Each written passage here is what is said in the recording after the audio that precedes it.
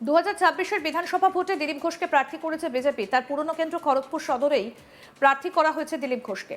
বৃহস্পতিবার 26শে মার্চ সকালে খড়গপুর শহরের ইন্দা এলাকায় চা চক্রে বেরিয়ে সকালেই বিতর্কিত মন্তব্য করেছেন দিলীপ ঘোষ। ছোট্ট পথসভাতে নিজের বক্তব্য, নির্বাচনের পর পশ্চিমবঙ্গে কে উত্তরপ্রদেশের মতো বানানোর কথা জানালেন তিনি। পশ্চিমবঙ্গকে কি উত্তরপ্রদেশের মতো কথা বলছেন তিনি? বলছেন 4 তারিখের পর এ রাজ্যের সরকার পাল্টাবে অনেক কিছুই। গুন্ডাদের সঙ্গে যে পুলিশ বসে চা খাচ্ছে তারাই উত্তরপ্রদেশের স্টাইলে এনকাউন্টার করবে, দেখবেন। এদিকে বিতর্কিত মন্তব্য সোশ্যাল মিডিয়ায় দ্রুত ভাইরাল হয়ে যায়। পরে এ নিয়ে তৃণমূলের সাংবাদিক বৈঠকে প্রশ্ন করা হলে প্রতিক্রিয়া জানিয়েছেন তৃণমূলের বিদায়ী বিধায়ক ব্রাত্য বসু এবং দলীয় সাংসদ সায়নী ঘোষ। ব্রাত্য বসু বলছেন, দিলীপবাবু ভোলা ভালা মানুষ, ভিতরের কথা বলে দিয়েছেন। ওর স্ত্রীও প্রার্থী নিয়ে সত্যি কথা বলছেন। দিলীপ ঘোষ সত্যি কথা বলায় পারিবারিক দায়িত্ব নিয়েছেন। এ নিয়ে মুখ খুলেছেন সায়নী ঘোষও। তিনি বলছেন, দিলীপবাবুকে বলবো বউকে একটু সাবধানে রাখুন, যে ধরনের কথা বলছেন তাতে এনকাউন্টার না হয়ে যায়। পরে ব্রাত্য বলেন, আশা করবো ওরা অনেকদিন বেঁচে থাকবেন। আসুন এবার আপনাদের শোনাই কি বলেছেন তৃণমূলের প্রার্থী ব্রাত্য বসু এবং তৃণমূলের সাংসদ সায়নী ঘোষ। সাদাসিধে মানুষ, ভোলা ভালা মানুষ, এবং সেটা তিনি যে সত্যি কথা বলেন এটা প্রমাণিত হলো আবার, যে বিজেপি এখানে এলে যে এনকাউন্টার করবেন বা বিজেপি এখানে এলে যে বাঙালিদের গুলি করে মারবে, বাঙালি মধ্যবিত্ত বা চায়ের দোকানে আড্ডা মারলেই যে গুলি করা হবে, এনকাউন্টার করা হবে, এটা দিলীপবাবু বলেছেন। দিলীপবাবু ভেতরের কথা বলে দিয়েছেন। দিলীপবাবু আমার ধারণা যেভাবে মানে তিনি তার স্ত্রী যেমনভাবে বলেছেন যে তাদের প্রার্থীদের বেশিরভাগ ক্ষেত্রে রাজারা নিউটন থেকে শুরু করে নানা রকম ঘাপলার সঙ্গে জড়িত, যেভাবে তারা এই যে তারা পারিবারিক একটা দায়িত্ব নিয়েছেন বিজেপির পক্ষ থেকে সত্যি কথা বলা, এটার জন্য আমি তাদের ওয়েলকাম করি, ধন্যবাদ দেবো। আর বউকেও সাবধানে রাখুন উনি, কারণ উনি বিজেপির বিরুদ্ধে এত বেশি কথা বলছেন, প্রথম ওনারই না হয়ে যায় এনকাউন্টার বিজেপির পক্ষ থেকে। না না, ওরা অনেক বছর বাঁচুন, আমরা এটাই আমরা চাই, সবসময় চাই ভালো থাকুন, সুস্থ থাকুন, এইসব ধরনের কথাবার্তা বলবেন না। প্রসঙ্গত, গত কয়েকদিন ধরে খড়গপুর শহরে একেবারে লাগাতার প্রচার করে বিভিন্ন রকম বিতর্কিত মন্তব্য করছেন একের পর এক। সম্প্রতি খড়গপুর টাউন থানার উল্টো দিকে দাঁড়িয়ে টাউন থানার আইএসএকে হুঁশিয়ারি দিয়ে মন্তব্য করেছিলেন দিলীপ ঘোষ। তা নিয়ে শাসক দলের পক্ষ থেকে নির্বাচন কমিশনে অভিযোগ করা হয়েছে দিলীপ ঘোষের বিরুদ্ধে। এবার আরও এক হুঁশিয়ারি মন্তব্য করলেন ইন্দা এলাকায়। এদিন মঞ্চে বক্তব্য রাখতে গিয়ে তিনি বলছেন, ধমকে চমকেই রাজনীতি করেছি, খড়গপুরের লোক সেই জন্যই দিলীপ ঘোষকে ভোট দেয়, আবার দেবে। এখানকার গুন্ডা মাফিয়াদের বিরুদ্ধে আমি লড়াই করেছি, আবার লড়বো, যতদিন থাকবো। এবার তো লড়তে হবে না, ভেতরে ঢোকাবো। বিজেপি ক্ষমতায় এলে পশ্চিমবাংলায় পরিবর্তন হবে। যে পুলিশ আজকে মাফিয়া গুন্ডার সঙ্গে বসে চা খাচ্ছে, চোর নেতাদের সঙ্গে চামচাগিরি করছে, সেই পুলিশই দেখবেন অন্য রূপে উত্তরপ্রদেশের স্টাইলে কেমন এনকাউন্টার করবে, কেমন ভেতরে ঢোকাবে দেখে নেবেন। 4 তারিখের পর মে মাসে সব পাল্টে যাবে। গতবারে বাংলার লোক ভরসা করে আমাদের ভোট দিয়েছিল, বেশি এগোতে পারিনি, 77 পেয়েছিলাম। এবার ডাবল হবে, সরকার আমাদের হবে। কি বলছেন বিজেপি নেতা দিলীপ ঘোষ, শুনবো।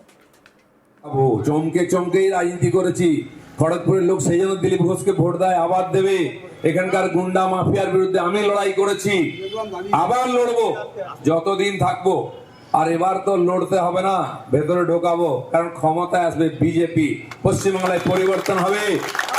যে পুলিশ আজকে মাফিয়া গুন্ডার সঙ্গে বসে চা খাচ্ছে, এই চোর নেতাদের সঙ্গে চামচাগিরি করছে, সে পুলিশই দেখবে অন্য রূপে উত্তরপ্রদেশের স্টাইলে কিরম এনকাউন্টার করবে, কিরম ভেতরে ঢোকাবে দেখে নেবেন।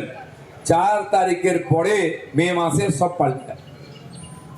গতবারে বাংলার লোক আমাদের ভরসা করে ভোট দিয়েছিল, আমরা মেজরিটি পাইনি, 77 পেয়েছিলাম। ডবল পার হবে, সরকার হবে। প্রসঙ্গত বলে, বৃহস্পতিবার বিজেপির দ্বিতীয় প্রার্থী তালিকা ঘোষণার পর ওই আসনে অন্য প্রার্থীর নাম ঘোষণা হতেই প্রকাশ্যে ক্ষোভ প্রকাশ করেছেন রাজ্য বিজেপির প্রাক্তন সভাপতি দিলীপ ঘোষের স্ত্রী রিঙ্কু মজুমদার। তার জায়গায় সেখানে রাজারহাট নিউ টাউনের বিজেপি প্রার্থী করেছে পীযূষ কানুরিয়াকে। তার বিরুদ্ধে আর্থিক দুর্নীতির অভিযোগ রয়েছে, সেই কারণে তিনি নাকি 6 মাস জেলও খেটেছেন, এমন অভিযোগ তুলে সরব হয়েছিলেন রিঙ্কু।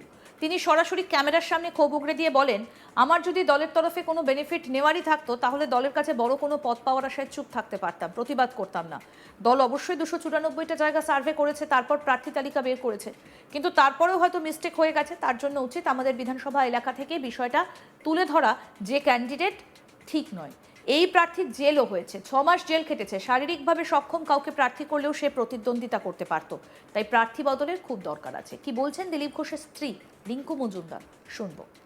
এখানে সব স্মার্ট পিপল লোকেরা থাকে, তারা তুরন্ত খবর নিতে তাদের সময় লাগবে না, আর এইসব এভিডেন্স এসেও যাবে। আপনি যে কথাটা বললেন যে আপনি ন্যায়ের সঙ্গে থাকতে চাইছেন, হ্যাঁ, এটাই আমার বার্তা, আমার প্রতিবাদ। দেখুন, আরেকটা মেসেজ আমি দিচ্ছি, সেটা হচ্ছে আমার যদি আমার পার্টি থেকে কোনো রকম বেনিফিট নেওয়ার হতো, ঠিক আছে ভাই, আমাকে এবার টিকিট দিল না, 5 বছর পরে দিতে পারে, বা আমাকে কমিটিতে একটা বড় কোনো জায়গায় আমাকে নেতৃত্বস্থানীয় জায়গায় রাখতে পারে, আমি তো এটা ভেবে চুপ করে থাকতে পারতাম। যদি আমার কিছু পার্টি থেকে কিছু বেনিফিট নেওয়ারই হতো, আমি চুপ থাকতাম, আমি কেন প্রতিবাদ করতাম, কেন আমি আওয়াজ তুলতাম? তার মানে আমার পার্টি থেকে আমাকে নেত্রী হতে হবে, আমাকে 5 বছর বাদে আমাকে টিকিট পেতে হবে, আমার এরকম কোনো ডেসপারেশন নেই, ঠিক আছে? তার জন্যই আমি উচিত কথাটা বলতে পারছি। ক্যান্ডিডেট যে অপছন্দ সেটা নিয়ে কি আর কিছু বলেছে? দেখুন, যতক্ষণ হতে পারে 294টা সিটের মধ্যে সার্ভে করে তারা নীতি নির্ধারণ করে 294 জনকে সিলেক্ট করেছে। হয়তো তারা অমিট করে গেছে, খেয়াল করতে পারেনি, কোথাও একটা মিস্টেক হয়ে গেছে। সো তার জন্য আমাদের দায়িত্ব হচ্ছে আমাদের বিধানসভা থেকে ব্যাপারটাকে তুলে ধরা যে ক্যান্ডিডেট সঠিক নয়। কারণ যতক্ষণ সে ফিনান্সিয়ালি অ্যাকিউজ, তার তো জেলও হয়েছে, তাই না? আর 2 বছর জেল হয়নি, বাট 6 মাস তো জেল হয়েছে। তো এরকম কেন? আরও কোনো ফিজিক্যালি ডিসেবল কাউকে দিলেও তো সে প্রতিদ্বন্দ্বিতা করতে পারতো, বাট সে লিগালি অ্যাকিউজকে কেন দেওয়া হবে? তার চেঞ্জ হওয়াটা খুব জরুরি আছে। একই সঙ্গে রিঙ্কু মজুমদার বলেন, টিকিট পাওয়াটা বড় কথা নয়, ন্যায়ের পথে থাকা আর অন্যায়ের প্রতিবাদ করা।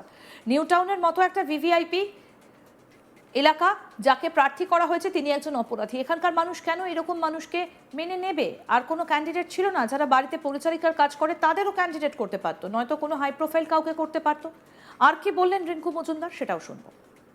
আপনি বলেছিলেন যে প্রার্থী হিসেবে আপনি মনোনীত হওয়ার জন্য ড্রপ বক্সে লেটার দিয়েছিলেন। এখনো পর্যন্ত 2টো লিস্ট বেরিয়েছে, 3 নম্বর লিস্ট বাকি থাকে। সরি, আমি এই কথাটার উত্তর এই কারণে দিতে চাইছি না, কারণ আমার কোনো ডেসপারেশন নেই। আমি দেখছি মিডিয়া কি করছে না, আমার কিছু কিছু কথাটাকে ওরা হাইলাইট করছে। আমি সব মিডিয়াকে বলছি, কে কোথায় করছে তো মনে হয় আমি বলতে পারছি না এখন। আমার আগে পরের কথাগুলো বলছে না, মাঝখানের কথাগুলো বলে নিজেদের টিআরপি বাড়ানোর জন্য আমাকে এমন করে মিসপ্রেড করা হচ্ছে। পাবলিকের কাছে এরকম একটা পারসেপশন তৈরি হয়ে গেছে যে আমার মনে হয় টিকিট পাওয়ার জন্য বিশাল কিছু ডেসপারেশন, মোটেও তা নয়। আমি একজন মাস লিডারের সাথে আমার বিয়ে হয়েছে, পলিটিক্যাল, আমি যেহেতু পলিটিক্সটাকে ভালোবাসি, এই পার্টিটাকে, তো আমার অ্যাচিভমেন্ট ওখানেই হয়ে গেছে, আমি ওখানেই হ্যাপি। আমাকে রিপ্রেজেন্ট করতেই হবে তার কোনো মানে নেই। বাট কেন আমাদের মতন শিক্ষিত লড়াকু মানুষের প্রয়োজন সোচ্চার করতে পারি আমরা, এই কারণে প্রয়োজন, কারণ আমাদের দল হোক যে কোনো পার্টিতে, পলিটিক্যাল পার্টি যদি কোনো রকমভাবে পলিউটেড হয়ে যায় না পার্টিটা, সমাজের পরিবর্তন তখনই আসে যখন আমরা নিজেদের মধ্যে বিবর্তনটা আনতে পারি। নিজেদের পার্টির মধ্যে বিবর্তন যদি না আনতে পারি, তাহলে আমি রুলিং পার্টির এগেনস্টে সরকারের পরিবর্তনটা কি করে করব? আর তারপরে আমি তো অন্য দলের মধ্যে যাদের ভুল থাকবে, সেই সমস্ত পয়জনাস পলিউটেড এলিমেন্টদেরকে আমরা এলিমিনেট করতে পারি না, তো তখনই সমাজের পরিবর্তন হবে। তাই আরও আপডেট পেতে দেখতে থাকুন আজ তাক বাংলা, সাবস্ক্রাইব করুন, নোটিফিকেশন পেতে বেল বাটন অপশন প্রেস করুন।